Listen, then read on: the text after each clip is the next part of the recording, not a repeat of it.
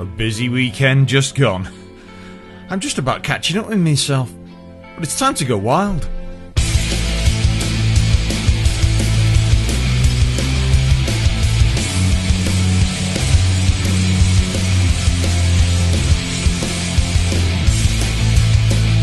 A very warm welcome once again to the Time to Go Wild Radio weekly podcast. We hope you've been having a good weekend. Of course, if you want to keep in touch with the show, you can do via Facebook or twitter.com/TTGW Radio. You can drop us emails, radio@widneswild.co.uk, or text to 07849 7677755. Podcasts are on YouTube, Podbean. Also can be picked up now from Amazon Music and their podcasts, and Google Podcasts, and via TuneIn Podcasts. I might just have something to say about this weekend somewhere down the line. Plus the scores. Stay tuned. It's time to go wild. Hello, one and all. What a busy weekend. Now, you might think, we only had the one game. No, we didn't. Some of us had extra games, and there was a few players out there who were having a bit of a late night on Saturday night, but we'll come to that a little bit later on. First up, of course, the usual welcome, and what a night last night. As per usual, a YKK Widnes Wild Solihull Barons game did not disappoint for excitement, tension, drama, and quality ice hockey. I've got to say that was an absolute quality game to watch last night, and I don't think anybody could disagree with that. I mean, Solihull dug in, and it could have gone either way, to be honest. You know, the shots, the firing in of pucks, everything just kept going all night. And, as you say, anything can happen in an ice hockey match. I think, to be honest, last night it pretty much did. Almost. We're not talking about other events down the road in Nottingham. Less said about that. Anyway, I suppose the first thing we better do, before we get into anything else, is get on with the scores. So let's do it.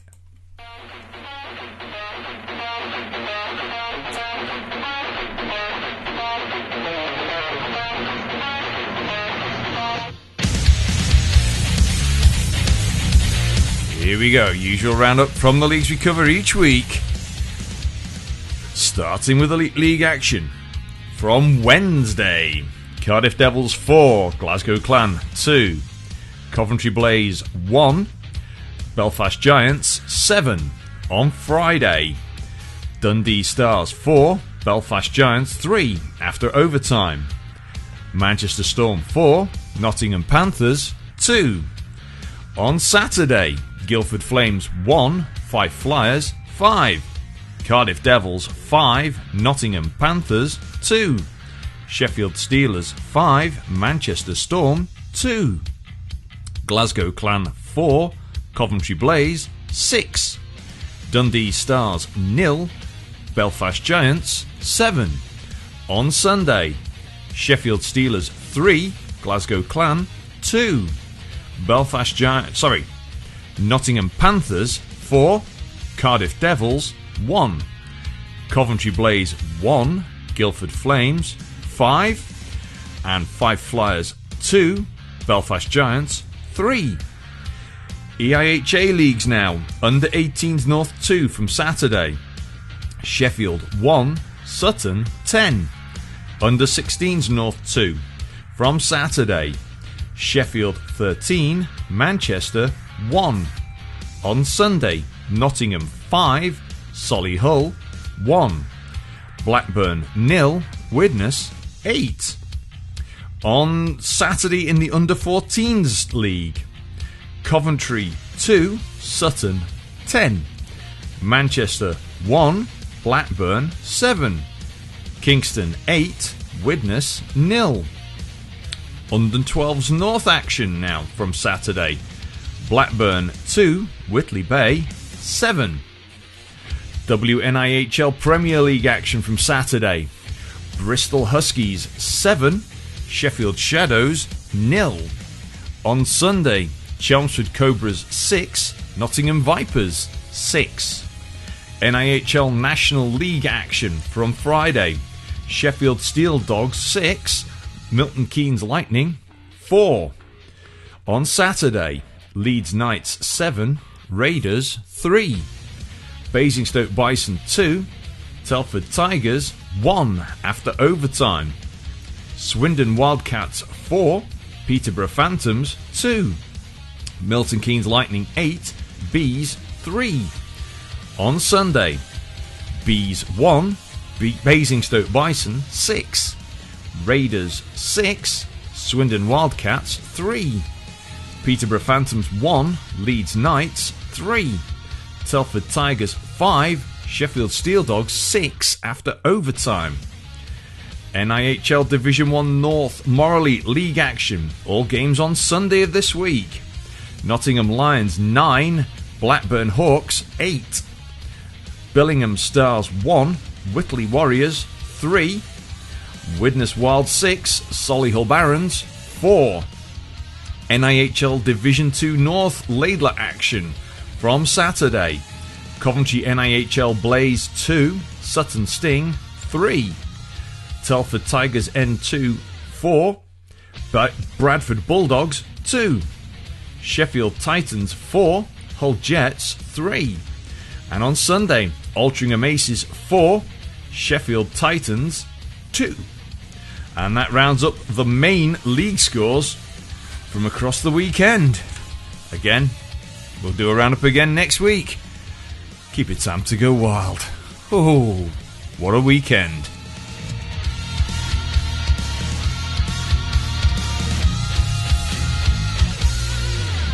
And after the match, I managed to catch up with just for a few words with a rather worn-out Richard Hagger, player-coach, and this is what he had to say. A busy night on the pad for the YKK Widnes Wild with a big win against the Solihull Barons, 6 goals to 4. I've managed to catch player-coach Rich Hagger. Well, Rich, put that into words. It was a great performance, a great result, and I think we've just left everything on the ice ready for next week. So yeah, great game. Went ahead, managed to stay ahead, and Solihull just kept going, and both teams had chances that just wouldn't go in. Yeah, I think we had a game plan. We knew what we wanted to do. We've executed it, and we've got the result. I mean, when it was towards the end of the game, they were trying to get the guy in high behind and sort of push things forward and press. But Solihull are known to press all the time, aren't they? Yeah, and I think we negated that pretty well. That was part of what we wanted to avoid, and I think we just did what we needed to do. We did our game plan, and we stuck to our game plan, and that's why we've got the result that we have.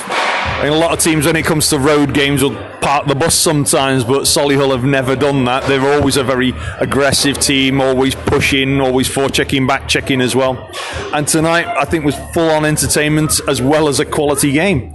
Yeah, they're third in the league for a reason. They're a quality team and they've got quality players throughout that lineup. So, yeah, as I say, I think that's just testament to us that we've put in a good shift. Everybody's worked and left everything on the ice. So, yeah, it was a great result for us. So we'll hopefully take that into next weekend. I mean, yeah. Don't want to push too much on next weekend, but the cup final against Dundee, an unknown, but sometimes the unknowns what can make and break you. Yeah, everybody's ready. Everybody's wanting to get going now. Now we've got the result and we've got this game out the way. We've got the 2 points. Woo, ice okay. Danny Haid heckling us. Yeah, I think we've got the result, and now attention does turn to that game next week, or the games next week. So we'll go into that with the performance and the results that we've got over the last few weeks. So yeah, attention turns to that. I mean, yeah, it's one game at a time. Naturally, we're not pushing ourselves to limits. You're not, going out and just trying to anticipate anything, which is good to see. And everyone went out there, as you could say, put in the shift to some key saves as well from Harrison. Yeah, everybody knows what Harrison's capable of, but it's a team performance at the end of the day. We work as a team, we play as a team, and we get the results as a team. So, yes, Harrison is an outstanding keeper. He shows that week on week. But we've got to continue and take that into next week now, and just do what we've done tonight, leave everything on the ice, and hopefully we'll bring home the cup next Sunday. Well, been a busy night. I'll let you get off and get rested for next weekend. So thanks for being here. Thank you. Once again, thanks to Richard for the interview, and not a particularly long one this week, but the guys were shattered. I mean, only one game for all of the teams really in the in Div 1 North Morley this weekend, but that 6-4 game against Solihull, it didn't stop. It had tension, it had excitement from start to finish, and for a Solihull game, which is known usually to be quite physical, very low penalty minutes. It was 8 minutes of penalties to the YKK Widnes Wild, and only 6 minutes of penalties to Solihull. I mean, goaltending stats, Harrison Walker in for the Widnes Wild, 40 shots, 4 goals, 90% save. And in for Solihull, Sam Hewitt was in for coming on for 50 minutes, 38 shots, 6 goals, 84.21%. And Graham Laverick was in for 10 minutes.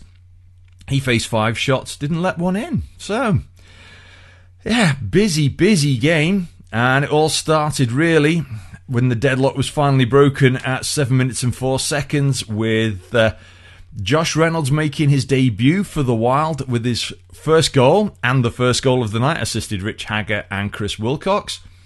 Then a second goal for the Wild at 15:09, Vlad Volkanov's from Josh Reynolds again and Chris Wilcox. Solihull then answered back with Paul Stanley assisted Andrew Hayward and Andrew Whitehouse. Then that's how it stood at the end of the first period. Second period starts, 21:05. Vlad Volkanov's from Tom Stubley and an assist to our tender Harrison Walker. It's very rare for goaltenders to get an assist, but a very well earned one there. So score became 3-1. Then Solihull answer back on the power play with a goal from Daniel Mulcahy, assisted Andrew Whitehouse and Nicholas Otterson. Wild then pull ahead again. Unassisted goal from Rich Hagger at 26:38. And then Solihull pull another one back at 28:17. This time it's Andrew Whitehouse from Thomas Saw and again from Nicholas Otterson. So that's how it stood at the end of the second period. Third period starts. Still very tense, still all to play for. While banging a quick goal, 43-44. Matt Barlow with an absolute belter assisted Liam Charnock and the Sheriff Lee Kemp. And then a short-handed marker, Vlad Volkanov's at 50-17. Assisted Chris Wilcox. That was just, whoa. I mean, both teams, of course, had lots and lots of chances. Solihull weren't dead in the water yet. They then answered back with their fourth goal. It was scored Thomas Saw from Andrew Hayward and Richard Crowe. That was 51-59. A very tense 8 minutes then played out. Both teams with chances, and actually, looking at the penalty minutes, no penalty minutes in that last 10 minutes. The last penalty was the 2-minute minor for 2 million players on the ice at 48:53 for Widnes. So, when you think about that, 8 minutes of the third period, no goals, no penalties. Solihull, a team that are renowned for very physical play, but no one took a penalty. End-to-end stuff. Absolute treat to watch. And, you know, I could understand Solihull being upset with not getting any points because they played hard and fast all night. Widnes came out with their game plan, stuck to it, and, the result is there for all to see. As for other results, you heard them in the roundup, but we'll just go back through them. Nottingham getting their second, isn't it? Second, yeah. Oh no, third win. According to this, third win of the season. So they're now on 8 points. So the 9-8 win against Blackburn Hawks, and Billingham 1, Whitley 3 leaves your Morley League looking the following at the end of this weekend. At the moment, you've got Nottingham in 8th place, 20 games and 8 points. 7th place, Blackburn Hawks, 17 games. And 6th place, Billingham Stars on 20 games, both on 14 points. Little bit of a jump now to the 5th place, Sheffield Scimitars, 20 games and 19 points. Widnes Wild, 4th, 18 games and 20 points. And Solihull Barons, 19 games and 21 points in 3rd. So a point apart between 5th and 3rd. It shows just how tight and how much each team is battling. And, okay, a little bit of a gap is starting to build between 5th and 6th now.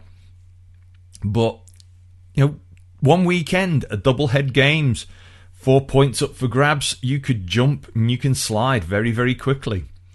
So from 3rd to 2nd, then we get the 9-point gap. Whitley Warriors 18 games and 30 points, and then 4 points clear at the top of the table, the Solway Sharks on 18 games and 34 points. So between the chasing pack from 3rd, you've now got a reasonable gap, 21 to 34. And it's going to be a tough challenge to catch them. Still plenty of games to go, but it's going to be tough catching the top 2. I mean, you've got 9 points between Solihull and Whitley. But, a quick slip, there's a twist of fate somewhere down the line, and next thing you're in free fall. That's hockey for you. Anything can happen. But that's where we are at the moment. So your YKK Widnes Wild, 4th, 20 points after 18 games. And of course, this coming weekend at Planet Ice Widnes and up in Dundee, no league action for the Wild. It's that cup final weekend. And, well, what can you say? It's all to play for. It's a final. You just never know. You never predict these things. Anything can happen. Well, moving on to a slightly different tack for a few minutes. Because on Saturday night at Planet Ice Widnes, yours truly was keeping two rec teams company. And they were the Cheshire Pistons and a team I credited with having one of the kookiest names I've come across in British ice hockey, I think, nowadays. And an absolutely amazingly fun but cool logo. The Kingston Fat Dads. Kingston as in Kingston upon Hull. And as many of you know, it's sort of my home from home. The final score was Pistons 4, Fat Dads 8. But it was actually a really entertaining game. And well, it wasn't so much after the game, because by the time we'd faced off around about 10:15, 10:30, it was well after midnight by the time everybody had departed, and it was like nearly between 12:30, 1 o'clock in the morning on Sunday. So there were quite a lot of tired people around. But I did catch up on Sunday with Craig Elliott and Tom Pendlebury, and we had a little chat after the Widnes Wild Solihull game, and this is what we said. A bonus! Saturday night at Planet Ice Widnes, we had the quite opposite of a matinee. It was late night hockey with the Cheshire Pistons taking on a team with probably the kookiest name I've come across, the Kingston Fat Dads, in some rec hockey. What a name. So, I've got two members of the team with me. Player coach. Well, is it player coach? Yeah. Yep, one of the coaches, player coach Craig Miller, and Tom Pendlebury. Craig, well, put that game into words for us. It was a decent game, a bit more physical than what we've been used to in the past, so I think that's probably the most physical game we've played. Very fair though, and they come out in the first period. They were pretty hot on us in the first period and dominated that first period, and so we changed the lines a little bit. Second period, come out, won the second, and I think we were both equally matched on the third, so we both teams, once we sort of got our heads into the way we were playing, we started matching them and even winning them in the second and third period. So decent game, really enjoyed it, and look forward to the return fixture as well. Yeah, I mean, it was, there's so many different levels of hockey in this country, and you never know what you're going to get. But it was a decent paced game, I must admit. I mean, Tom, how did you feel you were playing in that one and the pace of the game? Yeah, I felt it was a good good level, good match. It was nicely even as well. Like I said, the first period we took a little while to get our gears going and get our heads focused into the game, and then come out really hot on the second. The team dynamics worked great, especially with them slight line adjustments as well. But yeah, I think the team played really well, especially against a team with a lot more knowledge than us. So yeah, I can't wait to see what we do in the future. I managed to catch one of the Fat Dad's players beforehand and said about their logo and the team, and he said, how they started and got their name, but he said they've been playing for a few years already. And just to put into perspective, how long the Pistons as Cheshire Pistons, it's a tweak to the name. So just give us a quick history of the Pistons. Yeah, so originally the idea was actually only thought up in the February of 2020. Obviously at that point we were still in lockdown, so no one had trained or anything, and it was just a few heads together coming saying, right, well, let's make a development team and give those players that haven't got the access to the more advanced teams a bit of a go. So that was the idea. So we come up with Shotton Pistons originally. A lot of the team, or some of the core team, was based around the D-side area, so that's why we come up with the Shotton Pistons team name. And then after a bit of a vote, finding out that most of the team was Widnes based anyway, and a bit of a reshuffle in the management, we come up with Cheshire Pistons. We started actually training in May of last year, 2021. And yeah, so we just went from there really. So the team's only been together for 9 months. We've got a lot of development players that have actually come into us in January of this year. And we're just strength to strength. Everyone's improving, doing really well. Lines are starting to form now. And yeah, we'll just crack on and see how we go. I love the logo as well, the angry piston. It does work. I mean, you see so many different logos and so many different teams out there, and rec hockey is one of those unusual things where a lot of the games are played as and when, and you see so many different skill levels. And I think a key thing for a lot of players is that choice in rec between checking and non-checking. And I take it you're non-checking. Yeah, we're a non-checking team. We've dabbled with the idea of do we look at checking, but I think at our level, especially for a lot of the development players within our team anyway, I think it'd just be a bit too much for us at the moment. So I think we're going to stay non-checking. There's no plans for us to go to a checking game anyway. So yeah, we're going to stay as we are for now. I mean, particularly for a defenseman, checking and non-checking can be very different styles of play. Particularly, would you say, Tom? Yeah, I mean, especially when you're coming back and you're following their plays and it's like a 2-on-3 situation. Sometimes you can't help but get a bit physical. But again, currently non-checking, I think, is the way we're going to stay, especially while we're still in that development phase. But you never know what the future holds, or if there's other teams that might go out and join a checking league. I mean, a key thing as well with even the EIHA leagues is particularly because most people, it's, dare I say, their second thing in life. Most of the time, hockey is what they do because they love it. So you don't want to get hurt. And if you start playing checking, particularly when people aren't very experienced, you start getting injuries. Yeah, exactly. I mean, a lot of our players are, like I said before, they are a lot of development players. We've all got jobs, we've all got families, wives, kids, and all the rest of it. Some of us own companies, so we just can't afford to have that time off work and that luxury to say, all right, well, I need a week off because I've hurt this or hurt that by getting checked or checking someone. That's not to say that the game still isn't physical. So the game's still physical. It's not a non-contact league. It's just non-checking. So there's still a lot of bodies and a lot of pushing and shoving. But yeah, that's just the way the game is. As they say, hockey is a contact sport, which it very much is. It's just the type of contact. And the other issue, of course, is ice time availability. And sometimes you get lucky, you get an afternoon slot, you can get a morning slot. And then other times, as we were last night, it was gone past 10 o'clock and it goes on till after midnight. And the same with training. I mean, it shows commitment to the sport.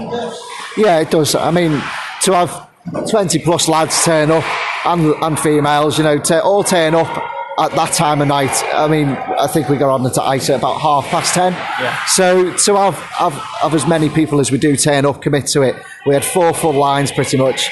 So, you know, there's no lack of commitment from any team members.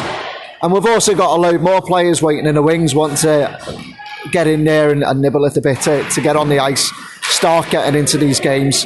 And it's not going to be long before we've got more players coming through and joining into the main games rather than the development games. So that's quite interesting to see who's going to come through and who's going to take up those slots. But yeah, I mean, it's one of those. We've all got families, but everyone put the effort in, everyone turned up. And luckily we got a Saturday game and makes it that little bit easier to have that rest on a Sunday. And there was a few people who weren't awake at 10 o'clock this morning. But yeah, that's the game, isn't it? That's what we do. That's what we're here for. It's a bit of a laugh and a giggle. And that's the key thing. I mean, everyone was in good spirits, both teams. I mean, particularly the guys from Hull, they've got a 2-hour-ish drive back home. Could be about 3 o'clock in the morning, and vice versa, it can happen the other way. I mean, with work and with hockey, it's a big commitment. I mean, it's tough finding the time, but you do it. Yeah, I think, especially with the team that we've made and built and become, I think everyone's love and determination for the sport and the love of hockey is just there. I think that's what keeps driving people coming back to the team, and not just that, but just how quick they're developing within a year as well. So, yeah. I mean, it keeps you fit. You've got a good laugh. As they say, there's life and there's hockey. Sometimes hockey is life, and it's just one of these things that grabs you one way or another. Some people play, some people just help. They just do things, and there's just something, isn't there? Yeah, there is. And the thing is that the team that we've got now, I don't think it mattered what sport we were playing, whether it be hockey, football, rugby, whatever sport. I think the team is the key at the moment. Not what we're doing on the ice. It's that dynamic between the players that we can recognise, you know, where we're playing, who we're playing with, and just having that bond along the lines just makes things that much easier. And it could be any sport, but I think it's the team dynamic, and that is what is making us develop so fast. I think that's key. I mean, with recent events internationally, all the lockdowns and the releases, a lot of sports, fitness, and everything.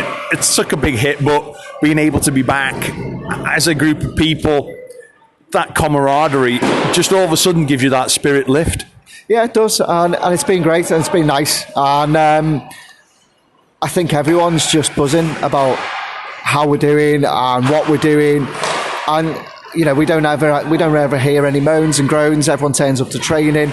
We have a strong training session week in, week out, of 25 plus players on the ice every week.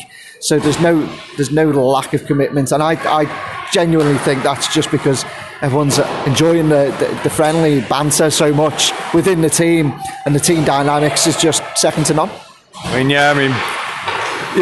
We've still got the Riverside Raiders, who are coming out of their sort of hibernation period. We've got the Halton Huskies and the Earl Road Elks. Cheshire Pistons. The unfortunate one was the sad, unfortunate demise of the Widnes Wildcats. But, there's still plenty of rec hockey, league hockey, different levels going on all over the country in all kinds of different rinks. And no matter what level you're at, even if you just want to come and get involved in a hockey basics, even just to keep fit, there's just something about it.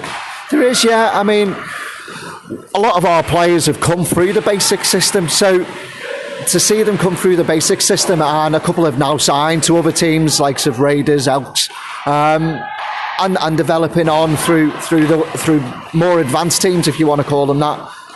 Like I say, Raiders, Elks, Huskies.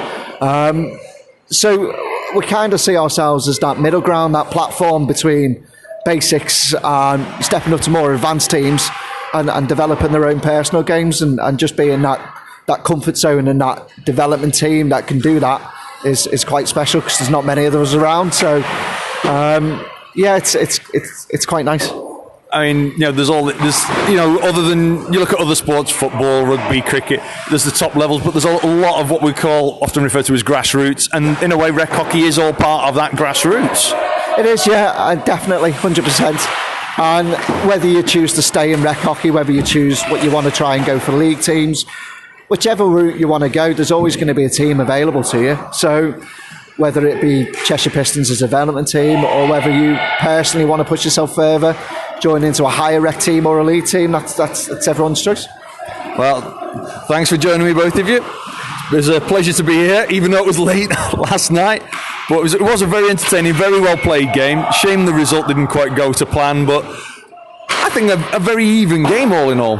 Yeah, I think it was. I don't think the score really told the full story of the game, but that's just hockey, that's the way it is. We lost, it was 8-4, but we live and learn, we move on. We've got a return fixture coming up in the next couple of weeks, and we'll see what happens there. Well, thanks very much. Take care. Cheers, Cole. Big thanks to both of them. And you can see just how much, passion there is for ice hockey, even down to what we sort of define as grassroots levels, where you've got all the under 10s all the way up to under 18s. You've got your hockey basics. You've got your different training camps. People just playing for keeping fit and having a skill. Some people just want to have a knockabout. Others want to play rec hockey. Others want to go into league.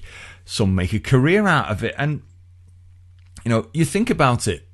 There's so much focus in a way on the top teams, your Premier League football or your Super League rugby, your top flight rugby, and that side of things. But when you start actually going below the surface, the amount of grassroots and academies and recreational or Sunday leagues out there, it's phenomenal. And in all sports, this is from me to all sports out there for people. It's swimmers as well, athletes.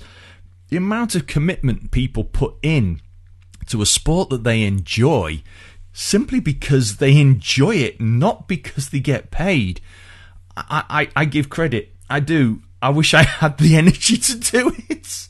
So to all of you, thank you. And to all of you out there who support whichever team it is, at whatever level, your support is so much appreciated and welcomed. So, let's keep the efforts going for whatever team we support. And of course, from the Time to Go Wild radio show, of course, it's ice hockey and our slight bias towards the YKK Widnes Wild and, of course, all the Widnes clubs. But I always say, support your club wherever you are and enjoy it. That's the key thing. Well, time to move on to a couple of little items of news. And first up, from the EIHA's latest press releases, this was February 11th, but the Manchester Storm Academy are to feature on an up-and-coming episode of Blue Peter.